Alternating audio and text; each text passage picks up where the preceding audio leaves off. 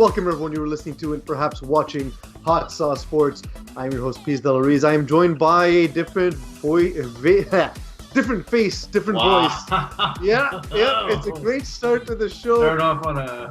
It is getting closer and closer to Christmas, so I am getting more and more inebriated, trying to fill myself with Christmas spirits, of course. Duke, our graphite, joins us this week. He's replacing Terry. How's it going in the world of pretty pictures? Not bad, man. It's not bad. Why isn't Terry here tonight? Give me his excuse. It has something to do with large amounts of pornography. Knew it. He's dicked out. Yeah, speaking of dicked out, of course, our producer, Eagle and Master Control, will be appearing on the show now and again, and of course, making sure that nothing catches fire. Eagle, I am waiting for Duke to turn blurry again so he can yell at the fact that it's his camera and not his internet, even though it's clearly his internet. I spent so much money on my internet and my camera. It's unacceptable when it's blurry. I cannot accept it. Well, I mean, so far so good. You're streaming. You look really clear. I do like it. Thanks, hopefully, man. I try my best. Hopefully, it stays that way. The Ritz-Carlton. Well, it's all the porn, man. That's what it comes Sorry? down to. It's all the porn. It is all the porn. Mostly Terry's. The Ritz-Carlton's under some fire this week after they had a campaign go viral where for every Instagram share, and everyone I know basically did this, myself included, every share of the Instagram story meant that they were going to donate a toy to the Montreal Children's Hospital. Wow. And they got so many that they realized they could not afford to keep buying, to keep giving away these toys. So they changed the wording in their charity giveaway. And since then, people are furious because it's one thing to make this kind of promise and say, hey, you know what, we really care about people, but then it really puts into focus what you're actually trying to do, and kind of like the ugly side of it rears its ugly head. And this corporation who's doing something, like either way, it's doing something very charitable, but now it feels like you're taking toys away from children. See, I think it was a wrong flex. What they should have done is probably go with a cheaper toy, kind of like what they did with Firefest with the sleeping beds. Everybody expected a luxurious tent, and then they just got like a rescue tent, you know. So what they should have done is like slice of toast. That's it. You know what I mean? Like you still provide, but you got to just lower the type of toy. They probably start off with Transformers toys, and they got to just go down to Chinese knockoffs or something. Yeah, I was gonna say like order 1 million units from China of the same thing and just be like, here, you get one and you get one and the whole stuff. Yeah. Also, Ritz-Carlton not having money, that's laughable. Also, yeah, Ritz-Carlton, haven't you heard of Alibaba like the rest of us? The thing is, it got me thinking actually, because, you know, as you get older, Christmas gets less and less exciting. Yeah. You know, you start getting excited about getting socks, and you start getting excited about, you know, a new charger for your phone because, you know, your old one charges slow, or you lost it or left it in a hotel if you're this guy. Probably in a Ritz-Carlton. Yeah, give away my charger. How about that? How about the charger you said you didn't find? Give that away. So I wanted to go around the room, and you mentioned Transformers. That was a good one. I got when I was a kid, I got a steel Transformer one year from Christmas.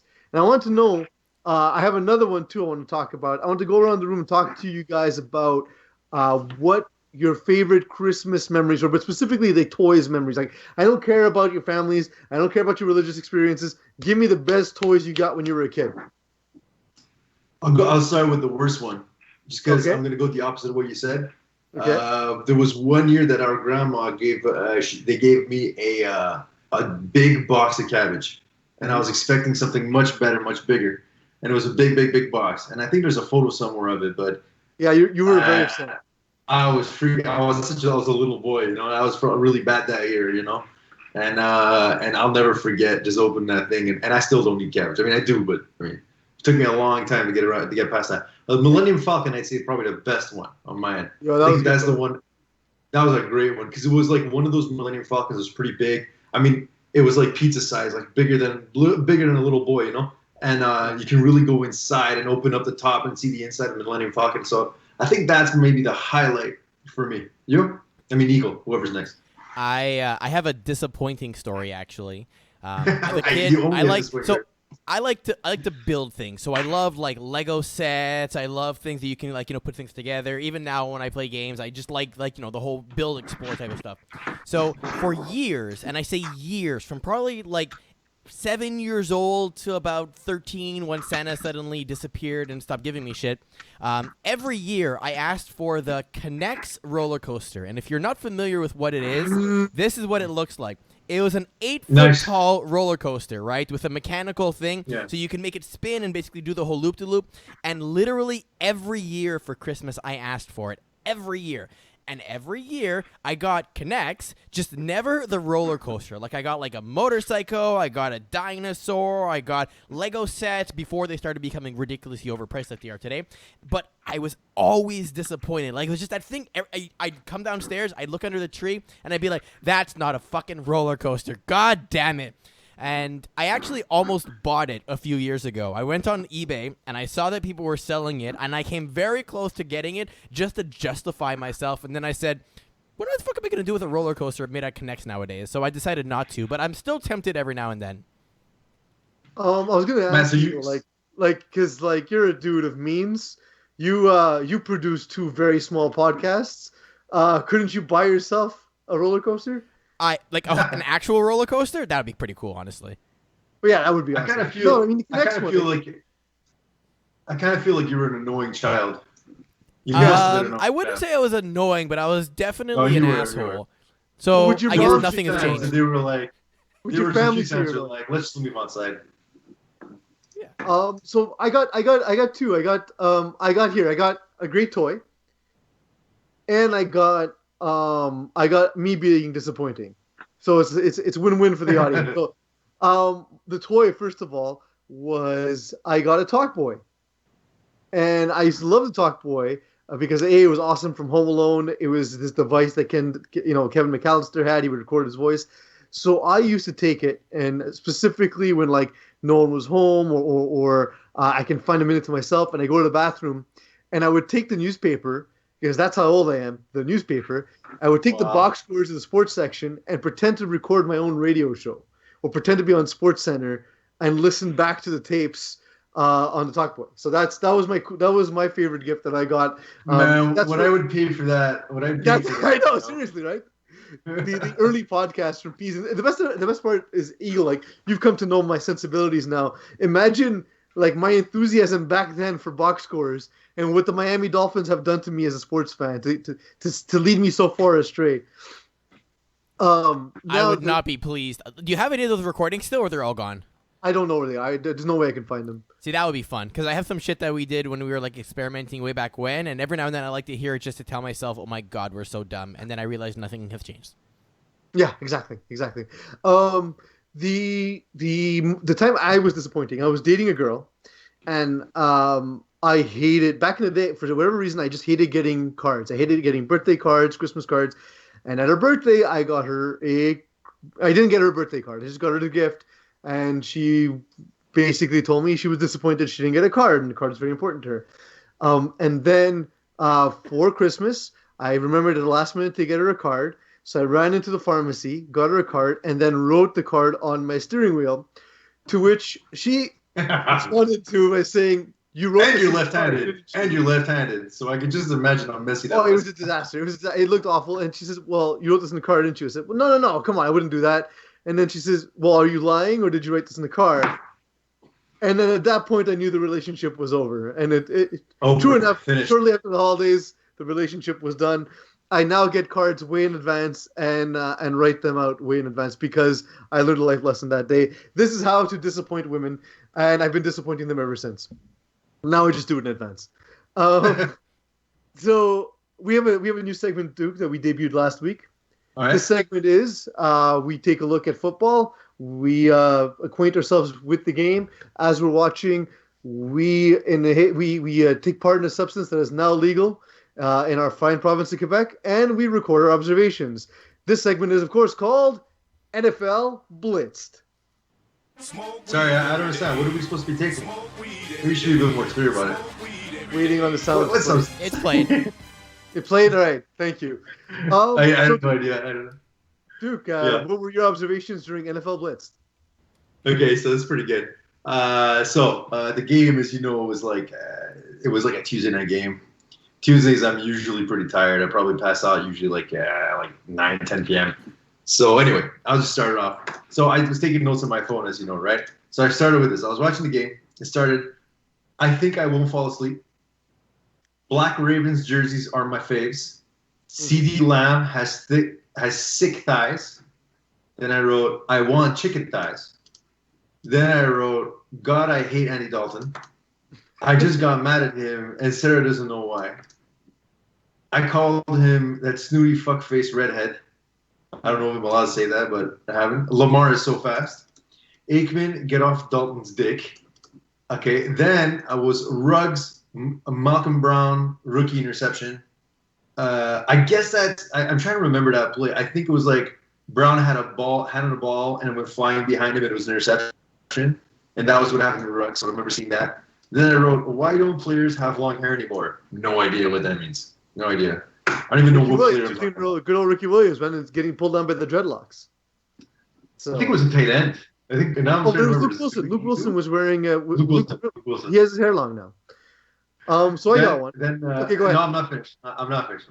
My mistake. Then I go, this is, I think I will fall asleep. Sarah wants to watch Queer Eye. How do you convince her to watch Dalton? You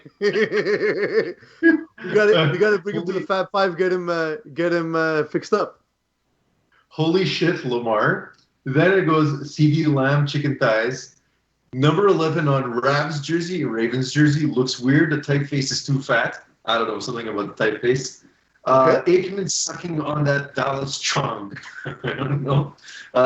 Cowboys can't tackle. And then the last one is maybe I won't fall asleep at halftime. I fell asleep at halftime.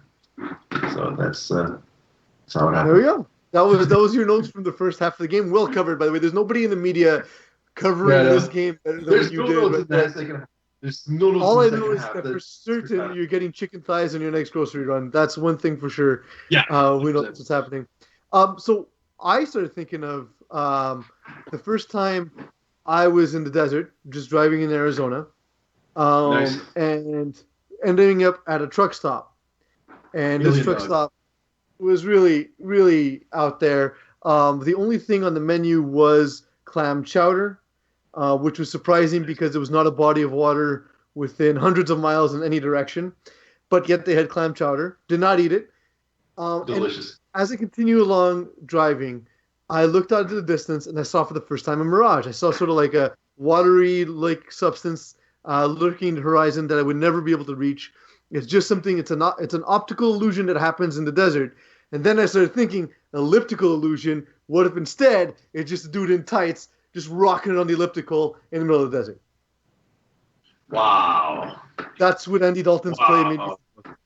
Absolutely. I mean, listen, it's not our fault. Like, I mean, it's so hard to pay attention to that game just because Andy Dalton, you know? Well, we'll talk about it next because it's time for the news. It would be really helpful if I could hear the sound.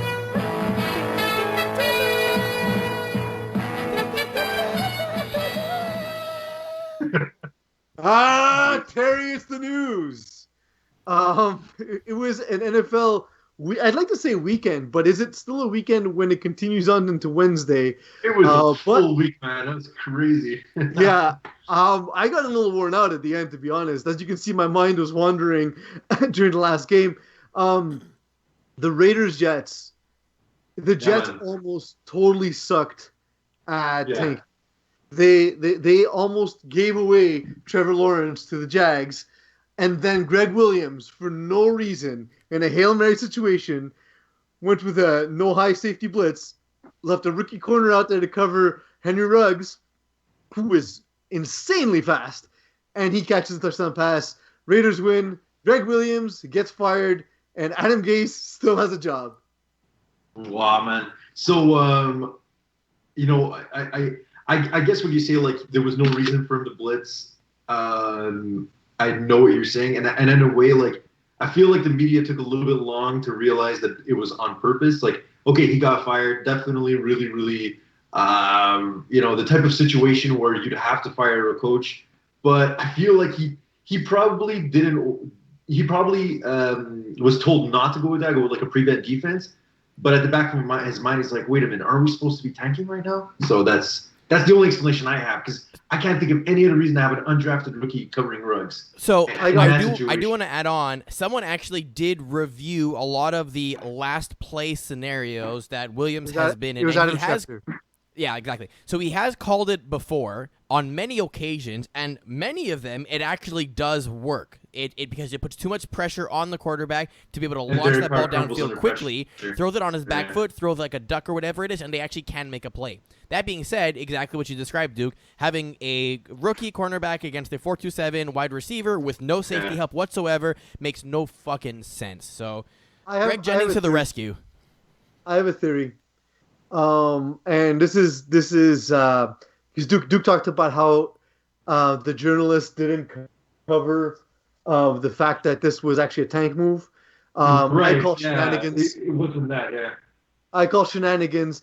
And the reason why is because I remember last year, before the season even started, before the Dolphins even played a game, all of ESPN was calling the Dolphins disgusting, immoral. How can you do this to your players? You're ruining their careers. You're risking their bodies.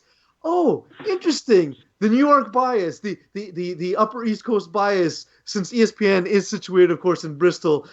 Interesting how now that the Jets are doing that, Mike Greenberg and company have nothing negative to say about the Jets, only that it was a boneheaded call, and celebrating the fact that they lost and celebrating the tanking. No. I call shenanigans. I see what you're doing, ESPN. I see what you're doing. I also thought it was interesting because, look, in a way, I mean, yeah, that was a dime of a throw, and Derek Carr does crumble under pressure.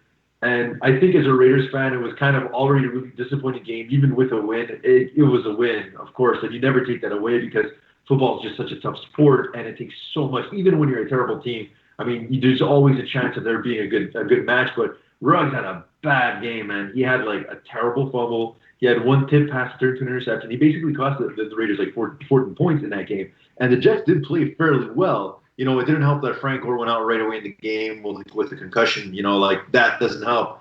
But I will say, if there's one thing I need to talk about in this game, it's something that was really bothering me from the start. There's a rookie cornerback playing for the Raiders, David Arnett, and he had sustained 3 concussions in 3 games. And for some reason, I don't know, he was playing in this one at the beginning of the game. And as soon as I saw him in there, I was thinking, like, don't we care about concussions? Like, don't we just so you get a concussion one week and all of a sudden you're good? I thought it was. Oh, but I mean, a bit of like, but Duke, this is the same league where Roger Goodell, with a straight face, said that the protocols are working. When we had a game on Wednesday, not only did we have a game on Wednesday, Des Bryant, who warmed up with his team, was pulled from the game moments before the game because he tested positive. So it doesn't surprise me that the concussion protocol is what it is, given the fact that their COVID protocols have been absolutely laughable. Yeah. And then of course, first big hit that Damon Arnett takes out, concussion. So it's like 4 concussions. He's had 4 concussions in 3 games. Like this poor kid, he's like 21, 22 years old. Like, anyway, great game, but I guess Ruggs saved it. So why is Greg Williams getting fired and not Adam Gase? That's really what I'm wondering. Well, my article tomorrow will explain several theories as to why. For now, though, I do want to stay on Des Bryant. I kind of like the access we're getting from players these days, and it started, I feel like, with NBA players just feeling free to speak their minds, and now NFL players are starting to realize they have this power too. Des Bryant basically came out, couldn't believe he tested positive, couldn't believe he was being led out to warm up, then pulled, and he said, you know what, I can't deal with this, I'm done. I'm calling it quits. As far as I know, he's not retired, but he's calling it quits for the season. Yeah, but he also pulled that thing on Twitter before he announced it, where he's like, should I quit? Should I call it? Like, I thought it was weird that his first tweet was asking people for permission in a way to call it quits, and he's like, yeah, I'm done. It's over. Yeah, I guess, and then Twitter, right? So it's always the loudest 10% of any side of the argument. So guaranteed, it's like all the anti-maskers jumping on and saying, "Well, yeah, because COVID's bullshit anyway. You should totally quit. Teach the NFL a lesson." I can imagine that's what he was reacting to. Those were his supporters and allies in that conquest. Yet that was only the second most ridiculous thing I saw in this game. I don't know if you saw this, Duke, but early on in the game, Ravens up 7-0, and Justin Tucker, as automatic as it gets, says he's getting ready to kick like a pretty routine field goal for him, and Joe Buck says, Justin Tucker hasn't missed this kind of kick in forever, whatever amount of time it was, and then he ends by saying, "I hope I just didn't curse him." Good old and Jinx. It goes wide right. Joe Buck, man, what you doing, bro? The worst, man. The worst. And, Do you like Joe Buck and Aikman as a duo? I don't like most broadcasters because I find they all say the same things, and therefore it doesn't matter who the broadcaster is. Yeah. I'm in the minority before Dennis Miller was very, very heavily political. I thought his comedy stylings on Monday Night Football were great, but they were largely unappreciated by the average fans. I like Tony Romo just because of the enthusiasm. I think in general, what does it matter to have Troy Aikman out there complaining about the youth of the game? Like, he's not even giving us the insight that he would have being a Hall of Famer in that sport. All he's doing is saying the same kind of things everybody would say. So you don't like him? Correct. That's exactly what I'm saying. It's all about Joe Buck. He's a dirtbag. Anthony Lynn had an interesting reaction to his loss. He compared the Chargers' loss to Pearl Harbor. That this is going to be a rallying cry for the team. I thought it was a little intense. This is where you fill in and say your part, Ook. Oh, I thought there was a sound clip. My bad. No, we don't have sound clips because we're on Skype. I mean, I don't know. I guess it's a coach comparing football to war. Isn't that what they always do? Like every week? I wouldn't be surprised if every coach has compared some game to World War II. So. It's funny because I instantly thought of like early days of the internet where, the thing people did was the first time someone disagreed with him, they'd be like, "Oh, you're like Hitler." Like he's the guy in the room that goes to Hitler too quickly in an argument. Nice. Like he's the guy. And considering it was the 89th anniversary of Pearl Harbor when he said those comments, so that's also not a fun one. Yeah. But he definitely had better times. Yeah, I guess he's trying to say that I guess the Patriots are the Japanese, which would make sense. But then that means that someone has to take them out. So what does that mean? I'm trying to dive deep into this analogy, and I'm just not getting it. So it means that they got bombed. Okay, I guess they lost 45-0. Ladies and gentlemen, the internal thoughts of Duke. Anthony is getting fired. That's all I need to say. I think he's going to get a year one pass because of Herbert and everything. Like, he's making a lot of mistakes, but I think they're going to let him go about half a season and then nuke him next year. Duke's been around for 7 years, man. It's insane. He's been holding on to that job. I don't know how. But. I was inclined to agree with you earlier, Eagle, but I feel like as time has gone on with Anthony Lynn there, his mistakes are getting more and more glaring. Oh, so bad. So many mistakes. They're constantly being noticed by the media in a way that I don't remember happening with any other coach. Like, the media doesn't even criticize Adam Gase that way. Oh, that's right. It's because they're all Jets fans. Yeah. The other thing I would have to say that it's probably because he's in a really small. Like, I know LA's not a small market. I get that, but the Chargers are a small market team in a sense because they're not really getting any attention whatsoever. So maybe that's probably what the pass is more than anything else. Like, when I heard that Lynn has been coaching them for 6 years, I was shocked. I didn't realize that he was coaching that long. So maybe it's time. He did go to a conference championship 2 years ago, right? So. That got him a pass for last year. Yeah. And now it's the rookie quarterback. So he's doing all the things. I feel like he needs to fire someone to blame him. Like, oh, it was the offensive coordinator, or oh, it was the defensive coordinator, and throw them into the bus. And that keeps you employed for another year. But speaking of press conferences, Duke, I don't know if you saw this. Baker Mayfield has been on fire with his press conferences.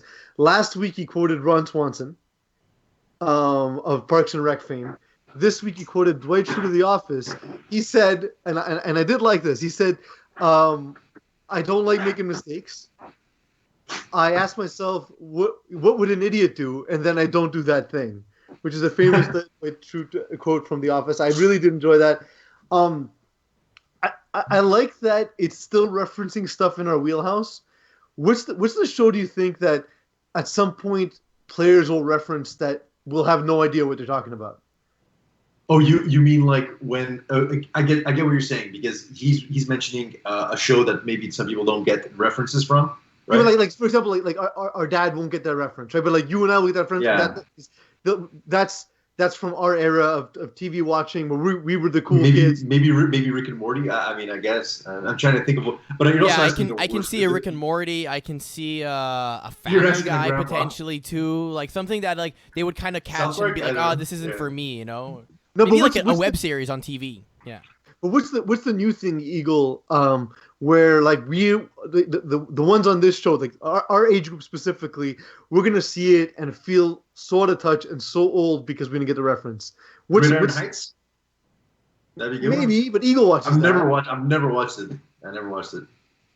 Um, It's a good question, TikTok, honestly. maybe. I think yeah, maybe like a TikTok star or There you go. Snapchat. There you Like, go. Yeah, because yeah, they don't I don't watch know. shows now. They just watch TikTok, right? So it's got to be a TikTok reference. Yeah, I feel like that might be it. That might be that's where we sort of lose touch with our audience and just die slowly. You know what it is though? It's a little bit different for us because pulp culture is kind of ingrained in everything we do, regardless of its source, right? And we'll easily find it out. Versus some other things that our parents are like don't even know how to go find what that reference is. Whereas for us, it's kind of just very obvious. You know, like think about the first time you've seen a meme that you see exploding. What's the first thing you do? You go, "Oh, where is that from?" And you go figure it out. You're like, "Oh, okay," and now I get it, right? And then, so I don't. Yeah, I'm not sure if we're gonna be caught as surprised as some other people will be. Yeah, I guess so. And a lot of what we do is pop culture based, right? So I guess that in a way allows us to fake youth. Did you guys see Um, that 6 yard that 6 yard pass he caught? Pass from Landry, I think. That was a great catch, by the way. Yeah, Like he so really had to nice. It work was hard like- for it. From the back, so nice, so nice. well, like so I was actually thinking about Baker Mayfield when I was watching a bit of that game on Sunday, and I realized like if we were just hanging out with Baker Mayfield like just on a basketball court, for example, he would probably be the best athlete by like a long shot, almost like regardless of who we put out there who's not a pro athlete, right? And the And drunkest like he probably. looks so unathletic, and then he makes a catch like that, and you're like, oh yeah, no, he's a good athlete. You know what I mean? Yeah, it's true. Like when there was that touchdown celebration, he kind of slid in. He slid into the. Okay, so Higgins catches. I think it's Higgins catches a touchdown, and he does this kind of like fashion kind of strut, and Baker Mayfield just kind of slides into the frame to take like I guess like a fake picture. And that slide, dude, was so quick. I was like, if that was me, I would have probably torn my ACL. But it was I so would've- quick. I would rip myself up. And in a way, he's not known as being a quick player, like a quick quarterback. He's not known as being like Lamar or anything. But that's what I'm saying. It's not Lamar Jackson. It's not. Right. It's not Joe Burrow or any of these guys who are known for being athletic. By the way, did you see what I did there? I went black quarterback. I went Nice. white quarterback. Yeah, equality. Straight professional I like right it. here. But yeah, but that just goes to show you the intense athleticism that we're seeing. And then we see things like Darrell Bevel. He's now taken over as as coach of the Detroit Lions. And we did our show on Thursday, so it was around the same time as this press conference, actually, where he talked about his plans for Thanksgiving and what his family did before Thanksgiving. And they had all got together and went to a museum with him, because they were in Washington, and his kids were there with him. And there's apparently no restrictions in the United States; you can do whatever you want amidst the pandemic. But he goes to a museum, and both of his future son-in-laws tell him that they're planning to propose to his daughters. Nice. And then he tells this story at the press conference, but the proposals haven't happened yet. All right. Smart move. So it made me think of something specific that happened to me in my proposal. But what did you think about hearing the story, Duke? I think maybe he was putting out feelers. He was trying to see if maybe someone has second thoughts. What do you think? Or maybe he's like searching the crowd for like maybe someone will have more to offer, right? Like, hey, this guy in the back, he looks intelligent. Let's get him to replace the meathead who wants to marry my daughter. Nice. What it actually reminded me of though was I was getting ready to propose. I had the ring designed by a graphic designer that wasn't you, Duke, because I wanted Yeah. absolutely no one in my family to know till the last possible minute. Got it designed, got it made, got the ring into my possession. I had told you because I wanted you there when I proposed to my wife, and then finally, about a couple of days before, I sent I sent that picture to our family chat minus my now wife, saying, "Hey guys, I'm gonna propose. Here's the ring." Um, my dad calls Natalia, my wife, and says, "Hey, I had a couple of questions about this weekend, whatever." And then he gets to the end of the conversation. He's like, "But what's the deal with that ring?" Wow. Smooth. And she says, "What ring?" And then, if you thought that was smooth, he says, "Oh, never mind," and then hangs up without saying bye. So Daryl Beverly, You took too long, man. You took too long. That's what comes out of it. it was a couple of days before. It's too long. You can't give them that much information in that much time. You know that. I also love the Eagle story from Bevel about how one of his daughters is actually a softball player, and they went to go smack some softballs on the weekend because she hadn't got a lot of practice in, and one of the boyfriends took a softball to the face and the eye, essentially, and had to go to the ER to get stitched up. And that's when he's like, "Oh, by the way, I'm going to propose to your daughter. Is it okay?" And ask for permission while getting sutured. Like, just so stupid as a story. That's amazing, man.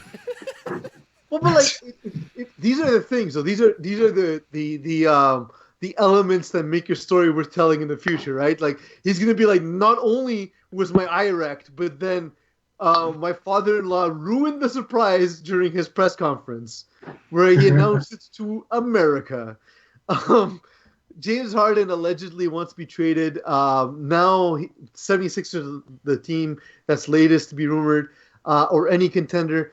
When I see this, I know a lot of people are bothered, but I just see someone who's doing what fans want them to do. Like, you want people to want to win, to put a preference on winning above making money. Yet all I see in the comments is people saying, "What? You turned down $50 million to go join another team, jump on a bandwagon?" I'm like, he's literally doing the thing fans are supposed to want. I don't understand why it is that even in 2020, even though we've already seen LeBron, KD, all these guys do it, this is still an issue for NBA fans. I mean, Yeah, but that's not, that's not what NBA fans want, though. You're saying that's what they as individuals would want to achieve. But I'm saying that's what they say. They always say, "I want a superstar who wants to win, not get paid. I want him to put winning above money."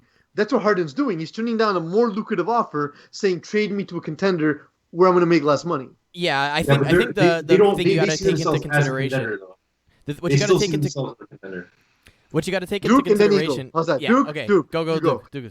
It would help if I actually would see Eagle's face, by the way, just saying. No, it's too blurry.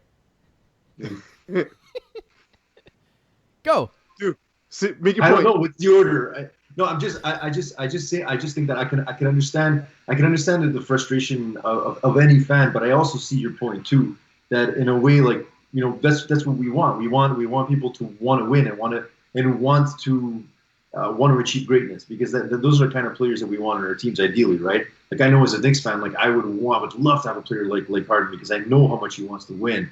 But I guess that's not really what bothers people. It bothers the antics that are involved in that. I mean, if you look at, like, the next morning, you see a Washington Post article that comes out saying, like, the Rockets have to trade Harden after this despicable act or something like that, you know. So you can see how the media also twists fans' point of view on this too, you know. But it really depends. So some fans are mad at him for the way he's conducting himself, and other fans are basically mad that they're just not sticking with the team that they like, that they have a jersey of, you know. So that's what it comes down to. If you're a star player in the NBA, signing a contract is a lot like a reverse job interview. Instead of going in and them asking you, you know, what do you see yourself in 5 years, you're asking the organization, what are their plans? And if Houston isn't going to go ahead and spend the money and build a competitive team that has a chance to win, if you're Harden, I would say, fuck it, I want to go win somewhere, right? So I'm not going to stay here if you're not going to build around me, or if you are going to build around me, then show me what you're going to do. And if you're not going to do that, bye. So I think he's totally right. Come on, though. I mean, they've all they've ever done is build around him. He's had, but the guy who built it is not there anymore. What's that? The guy who built around him is not there anymore. I know, but it's also not giving a chance to whoever the next management would be. I mean, and the thing too about Harden is that he hasn't really proven to be really much of a clutch player in the playoffs. Like he's had more memorable moments in the regular season, So, but but the when it thing comes to is, playoff performance, not so much. if you look at the usage rate, given that the playoffs is in the NBA is much harder than the regular season because you're playing a long series against the best athletes in your league. There's no days off. A guy like Harden or Westbrook, for example, and I like those two because they're two extreme usage players. So when they're guys who need to shoulder the load by continuously holding onto the ball, and Harden's game especially is getting hit. His job is to get fouled constantly. That's just the way he plays the game. It's not particularly pretty, but it is effective. That wears on you after after a full postseason, right? So like, I think he's just looking at it saying like, my job could be easier if I work at X, right? And so I think we would understand that if someone said, "Hey, you know what? I want to leave ESPN to go work for Hot Sauce Sports," no one would bat an eye. But because it's an athlete and to perceive as playing games, it's like, oh well, he's taking the easy way out. Well, but like we all would if we No, could. I don't. Yeah, of course, and whoever thinks that or says that is a complete dope and doesn't understand the NBA. So I do understand that. I guess, but I can. Here's the thing with this whole situation with Harden, I can totally understand the different perspectives as well. Like I can see fans telling themselves like, we did everything you wanted. We built a whole system on it. You still couldn't win. We're offering you a great contract. Like give us a chance to rebuild and maybe we can find something better. The thing with Harden, I'm trying to understand is like, so what are the potential places that he can land? 76ers? If he was to go to the 76ers, he'd have to trade a piece in return, right? Well, here's the thing: is Morey's going to trade Simmons or Embiid, right? Because right. The thing about Daryl Morey is he's a guy who always goes for it, Mm-hmm. and he's going to see that what's happening with Philadelphia isn't working, and he's not going to keep trying the same thing that doesn't work. He's never done that in his career. For sure, but I guess my point is I don't see him being any more successful or less successful than what he has been providing so far. Because I mean, I look at the type of players that have been built around him in the past. Like, no, this can work really well with Embiid, for example. But the other thing I'm trying to figure out is who's to say that 76ers would even want to give anything to them because they know that Harden wants to leave. They know that. Like, they're not going to give a star player for Harden. They're going to give basically, they're going to basically give trash because they know it's just like when Vince Carter wanted to leave the Raptors. They got a terrible deal out of it. They had to take on terrible contracts. So, wherever he goes, that team is going to have to fork over all. Is not going to have to give over much. So the Houston Rockets, that's where they're essentially going to be hampered the most, and that's where I see fans being the most mad or whatever about it. Because of the unequal kind of like. I guess whatever they get in return won't be as equal. That's what I'm trying to say. I mean, GMs have gotten pretty adept at look. If you're taking a star, and I'm trading away someone who doesn't want to be here. You're gonna also send a ton of picks my way. Look what the Pelicans did. Why would they? Like why would they do it? Why not just hold on to him and say, I'm not gonna fucking. Well, because there's no guarantee you'll get them in the offseason. Where if you trade them, you have a whole year to negotiate their contract, right? That's the idea behind it. Guys like Daryl Morey, who's now the GM of the 76ers, have made a career making those kinds of moves. What's interesting though is people are holding Harden, to the torch, saying like, how can this guy do that? Yet the owner of the team, Tillman Fertitta, owns casinos, and there's questions about the legitimacy of owning a team while taking bets on the NBA, as the Golden Nugget now is authorized to be involved in sports betting. Right. I understand that point. I don't know how exactly that would relate in this sense. I understand, but I understand your overarching point. Yeah, I understand. People are upset with a player doing something within his right and not thinking twice about this owner who maybe should not be owning his team, given that he has. No, but when people are mad about the situation with Harden, what they're mad about most is that he's being offered a lot of money and he's not taking it. That's really what it comes down to. So they're not usually thinking about the business side of owning a team. For example, fans rarely give a shit about what owners do unless you're caught in a massage parlor. It's really what it comes down to. So Pittsburgh like, haven't touched and the I board. understand, and it's totally valid what you're saying. That in a way, it's so unfair sometimes as that players are kind of held to this unfair standard where they can't have any freedoms in what they choose to do. However, ownership can decide to do what they want, and they never take any blowback. So, but at the same time, this is also what part of why they get paid so much because they are the front facing kind of image of what that franchise is supposed to be. So Yeah. they take the heat for the owner usually.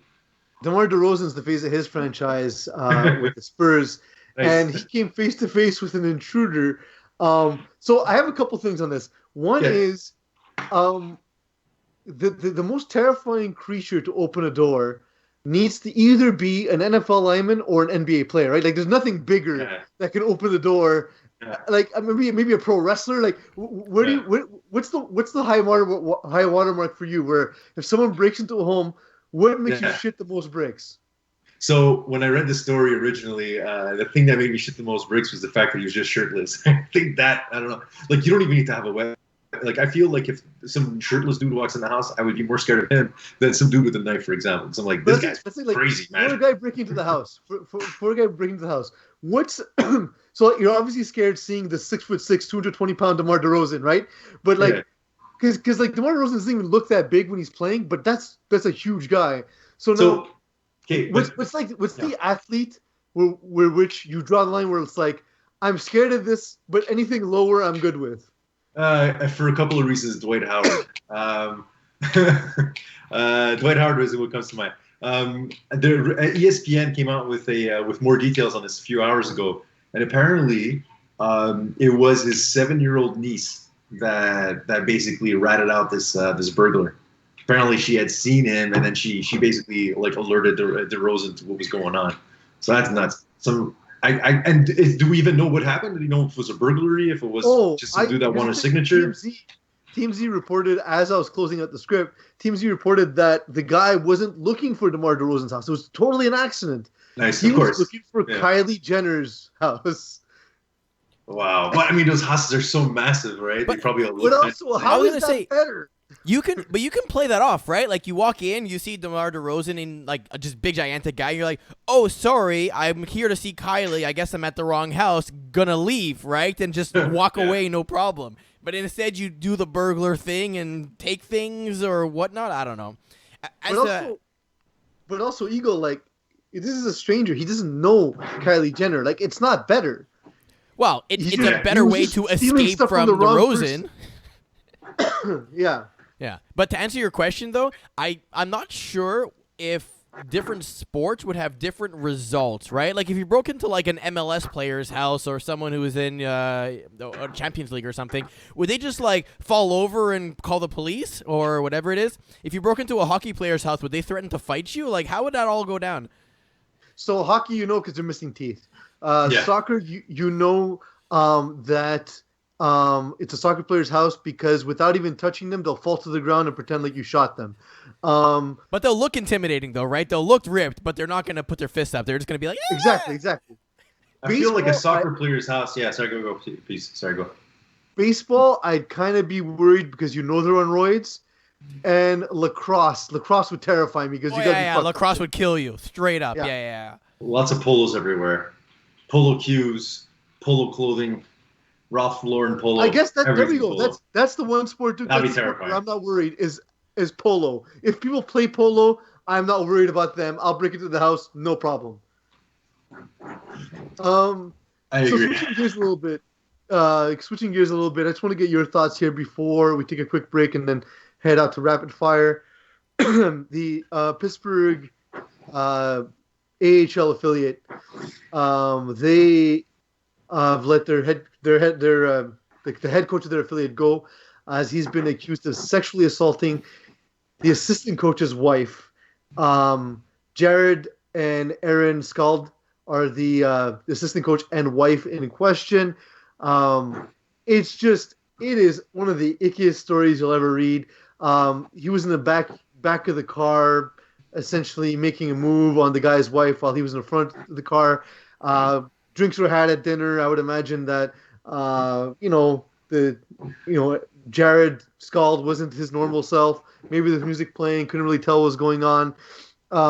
the statute of limitations has expired, but Chuck Donatelli relieved of his duties after an investigation by the Pittsburgh Penguins, and I'm sure. Well, there is a civil lawsuit that is following as well. So is this because the media dug it up, or was this actually all happening kind of covertly behind the scenes through the true? No, there's like a investigation hush-up channels? scheme also. Like they were just kind of like The Penguins organization looked to cover it up and handle it internally at first. It's coming to light, Eagle, because the Scalds filed a civil lawsuit. Lovely. Yeah. So Duke's got nothing.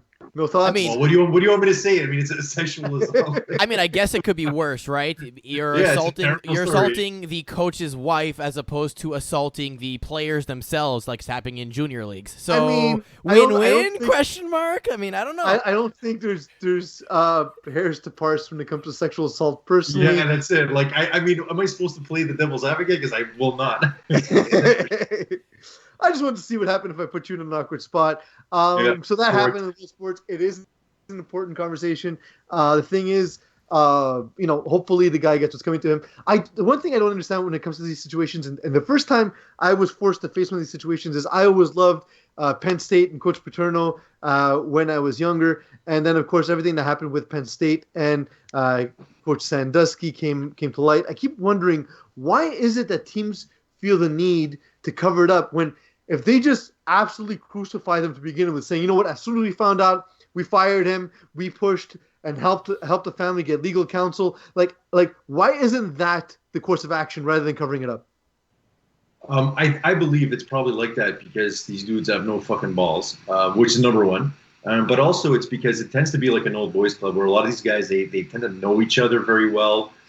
And, you know, they tend to look at it like we're gonna figure this out in house. But whenever I've heard about organizations dealing with things in house, it's always kind of bothered me. Not because I feel like everything should be public, no, and not because I believe that organizations are not capable of handling these things, but it should be public knowledge.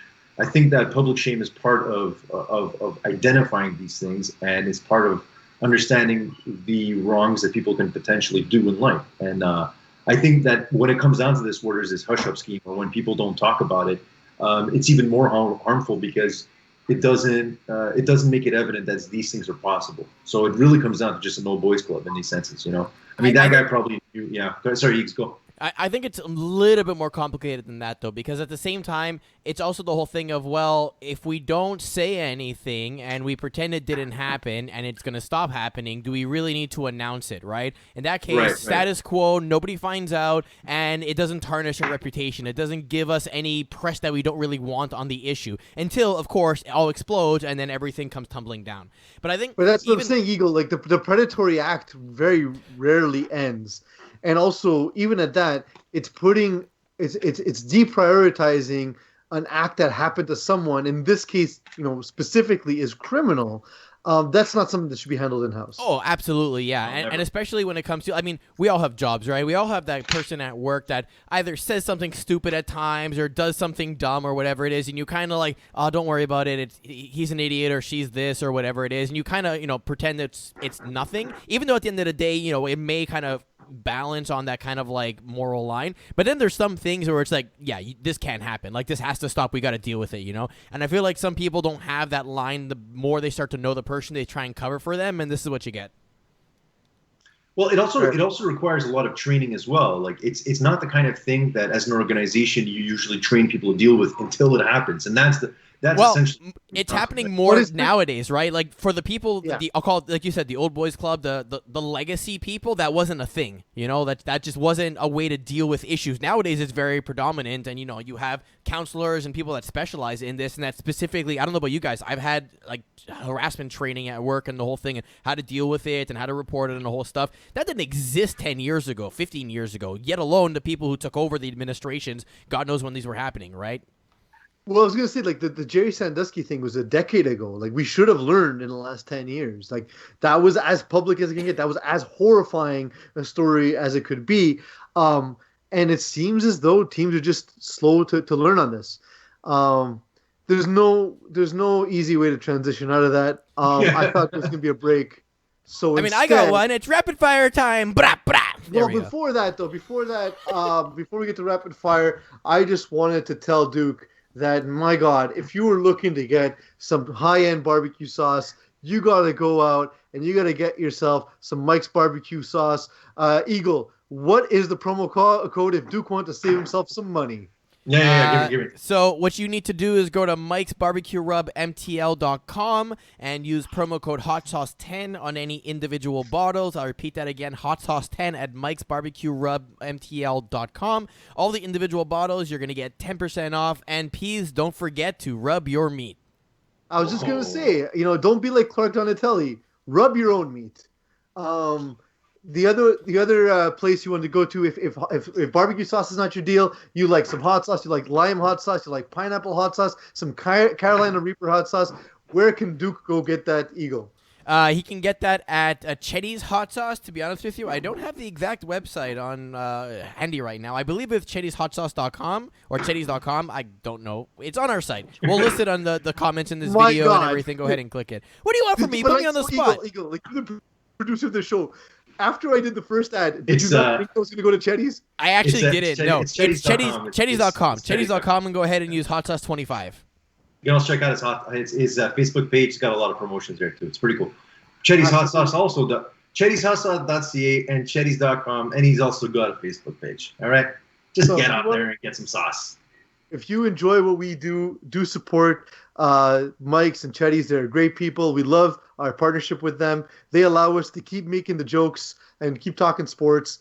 And remember, if you like what we do, the best way to support us is not only by supporting our sponsors, but definitely like, watch, subscribe. Definitely subscribe. Actually, I don't even care about the rest. Just subscribe. Give us money because we like money. Yeah, man. All right. Absolutely. Now we have rapid fire. Ending Logan's run. Floyd Mayweather and Logan Paul appear to be going to be sparring in a match upcoming soon. Do you consider this an interesting fight or a payday as you get to watch Logan Paul get his face broken by Mayweather? I can't fucking do it with this guy anymore. I can't. I hate Logan Paul so much, and maybe that's what makes it so good. I don't get the fucking appeal with Logan Paul. I just don't. Did you ever get to a point? Do you ever think you'd see a point, Duke, where Floyd Mayweather wouldn't be the one hated in a fight? Where literally, we'll never see that. Literally, we just want to see him break someone down, Yeah. and like it's not even to be the payoff because Floyd Mayweather can absolutely break Logan Paul's face, except he won't do that. No, He's he gonna won't. draw it out for 3 or 4 or 5 rounds and just it's gonna be absolutely embarrass him. Yeah. Can we get to the last round and then he laces him and just knocks him out? That'd So be you get to awesome. watch That'd him be basically awesome. toy with his And you food know until what? right at the You're end? carrying a point because Clarissa Shields came out and said that she would take on Logan Paul and destroy him. I think that would be the case too. Like, look, the Pauls, I got to give them credit. As annoying as they are, they've been training and they've been putting in the work. But it's different when you're fighting people who are seasoned and champions in their sport. Next, mind your Mannings. Giants former running back Wayne Gallman has told TMZ a story of Eli Manning crop dusting and then running around while the two were teammates. Is this just good old-fashioned horsing around with your teammates, or is it fucking disgusting? I mean, haven't we all done this at some point during a football game? Oh, Peace has done it to me, absolutely. Like, in the huddle, straight up. And we're just like, Peace. Yeah. He's like, oh, man.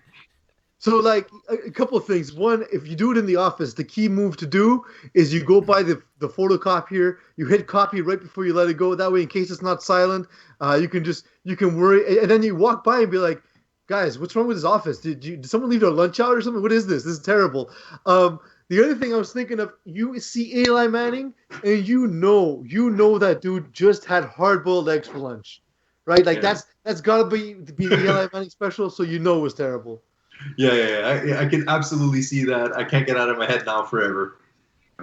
Next, not that white guy. Paris Saint-Germain and Istanbul Başakşehir, I hope I pronounced that right, saw players from both teams leave the field during a match between the two teams yesterday after an official used a racial slur directed towards IB's assistant coach, Pierre Webo. Guys, considering soccer's been trying to be all about the respect and, the sportsmanship, kind of a bad sign if your officials are also in on it. So I saw this, and the worst thing about this was actually the comment section. Um, the Oh, comment section is worse. always the worst part of everything, but this was particularly bad. People were like, "Oh well, the referee was Romanian. Do these players even understand Romanian?" Guy, you're siding with racism. This isn't complicated. Just don't be racist. You don't need to define people by the color. They're wearing numbers. There's Yeah. literally a way that you can refer to them where you don't have to use racial slurs. Don't do it. I mean, he used the word black to refer to somebody. No, use No, Nope. another word. no, no, no, Use no, another no. word. But that's not what I'm saying. Let me finish. What I'm saying is the Romanian word sounds very, very, very close to the derogatory term. Either way, terrible idea. Shouldn't be said anywhere. Extremely racist, also, because who like would you ever refer to someone and just say, hey, this guy, and then you refer to his skin color? Like, nah, it's just super racist. Now, people defending that, I mean, you got to just understand, man. People that do defend it on in any comment, you can just imagine what all of their comments are like. They must always be like this. That's I saw definitely not this. the first comment. I saw this, and I was like, man, calling people by the color of their skin. What is this, Washington?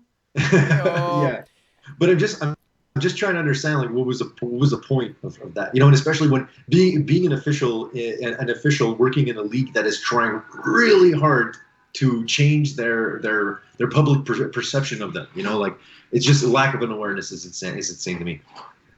next, an old flame. Boston 25 News Channel interviewed a citizen during a snowstorm without realizing it was former NHL player and Boston Bruin, Jerome Iginla. Guys, hilarious just to see him being treated like just a regular, everyday, normal guy. I loved it.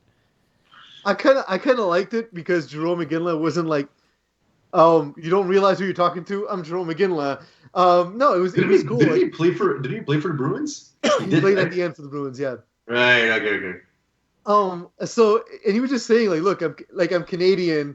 We're used to worse, but it's not great. And he's kind of smiling the whole way through it. You know what I mean? Like he's legitimately enjoying being a regular citizen. So I kind of find it cool. I really enjoyed it. I really thought it was fun. Yeah, I can just only imagine that as an athlete, like, you're probably fed up with people always like, you can't even eat dinner in peace, can't go shopping in peace. It must be really nice and like, almost like a compliment when someone doesn't recognize you. Yeah. Speaking of Canada, all the time, the NHL is finalizing up its schedule and its plans to return probably in January. And one of those plans includes having an all-Canadian division this Yeah. season. So Vancouver, Calgary, Edmonton, Winnipeg, Montreal, Toronto, and Ottawa. I think that's all of them. Boys, your thoughts? Is that going to limit the amount of Is Canadian teams in the playoffs, or what's going to happen here? is this due to the COVID restrictions? I guess COVID Yeah, travel because of restrictions. traveling, because Canada's borders closed. Yeah, remember Yeah. how we were talking about the NFL and they could bubble potentially in little like geographic segments, and that's essentially Yeah. what the NHL is looking at. Of well, if we can have all the Canadian teams kind of bubble together, that would work out well. Well, I mean, when you're saying that would it be equal to less Canadian teams in the playoffs? Well, it would be better because we never have Canadian teams in the playoffs. At least not that I remember. I mean, who was in there last year? Like all of them. Except Oh, Ottawa. okay, yes, I was such a terrible hockey fan. Uh, I don't know. Literally all of them except Ottawa. I never watch hockey. I really don't. I was really going with a gamble there, though, hoping I was right. Um, so we actually had an article about this on hotsaucesports.ca talking about the Canadians' chances. Should there be an all-Canadian division? Our hockey experts believe that we'd probably be near the top of that division, so I'd be pretty excited to see it. And last topic, what's the end game, Spence? Michigan pastor Bart Spencer encourages his congregation to just go out and get coronavirus and, quote, get it over with. Is he looking for more donations for his pastor, or are there some empty seats up in heaven that he's trying to fill? I think it's a good idea. Let's just get it over with. I mean, but there's no guarantee. There's no reinfection. There's no guarantee those people will all survive. I think Yeah. it's a pretty bad idea. That said, like the pastors in this have been the best content for everyone. It's been awesome. Have you ever, Eags? Have you ever been in that situation where you just fucking get it over with, man? No, not at all. Especially when you don't know what the hell it's about and everything. It makes no sense to me. You're on the couch. I guess Packers are getting. I mean, they never get destroyed, but they're losing to the fucking Vikings by like 20 points. You got chips all over your fucking mouth, barbecue sauce all over your t-shirt. Just get it fucking over with, man. Get it over with. Do I sound like a Raiders fan? No, I don't have that experience. Dude, that Jets game, man. I'm telling you. Oh, it was bad. It was really bad. So bad. So bad. Peace isn't coming back, is he? Nah, I'll just end it this way, man. Just get it over with, bro. All right. Well, music is playing, so thank you, Duke, for coming on short notice and being our no guest. worries, gang. No worries. It was fun. Your camera is good now, by the way. So whatever you did, it's working. I don't fucking get it. I don't get it. Thanks to me for doing what I do, I guess. Thanks to Peace for walking away and allowing us to do this.